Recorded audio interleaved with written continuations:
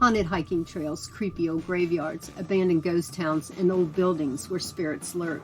Come and explore some of these most haunted places where people just like you and me come face to face with ghosts.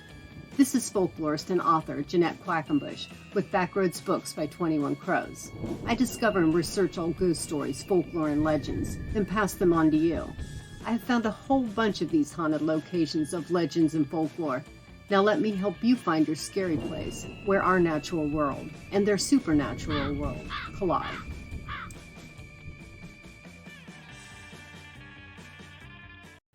There's a little-known story about a mile-long section of State Route 180 between Logan and Lancaster, Ohio, close to State Route 33 in Wildcat Hollow.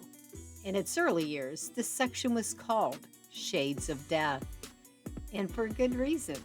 Its story goes like this. In the mid-1800s, 76-year-old John Fox and his wife Nancy, 74, lived in a small cabin on Toad Run Road just off State Route 180 and not far from Rock House. On February 28, 1856, 30-year-old Elias Primer, a father of 5, knocked on the door asking to spend the night. He had been in Lancaster to sell a team of horses and a wagon and was on his return. Although Nancy opposed the guest, John Fox heartily welcomed him into the home as he had known the man's father. Elias entered, wearing striped pants, walking with a cane, and carrying a carpet bag. Before retiring, he offered the elderly couple drinks from a bottle of liquor he had purchased earlier. He was given a blanket and made a bed on the floor before the fireplace. Elias lay there for about an hour, went outside, then returned and took a drink from his liquor bottle. Moments later, he snatched up his wooden cane, proceeded to the couple's bedroom, and struck 3 blows to Nancy, who feigned each strike with her arms, then rolled off the bed to hide beneath. Leaving the old woman for dead, Elias Primer then collected a piece of wood for the stove, repeatedly demanding that the old man divulge the location where John hid his money. He beat John about the body and had 15 blows, fracturing his skull and arms, killing him. The murderer, Elias, covered the window with a blanket and ransacked the house for money, finding little. He snatched up his black silk handkerchief belonging to John, but left the carpet bag he had purchased a day earlier. Then, to cover the murder and thievery before leaving, he piled items near the fireplace, including the carpet bag, and set it on fire. However, Nancy, although injured and frail, did not die. She later crept from beneath the bed, doused the fire with a bucket of water, and waited by the window all night by her slain husband until one of the sons found her the following day.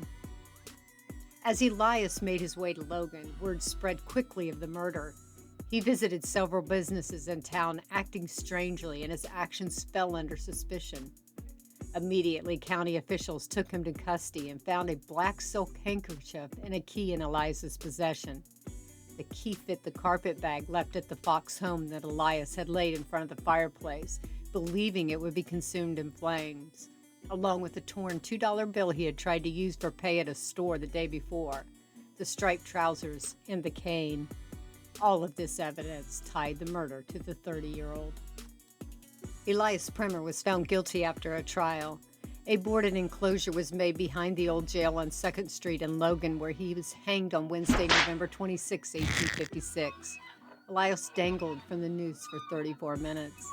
The moment the authorities removed the dead man from the rope, hundreds of the curious pushed forward. They eyed the noose hungrily, eager to get a piece of this souvenir because it was known to be valuable in curing seizures, which are not only thought to be caused by evil spirits entering the body, but also prevented the approach of evil spirits and witches. John Fox was buried in Mount Olive Cemetery near South Perry. His headstone maintains the word "murdered" on its face.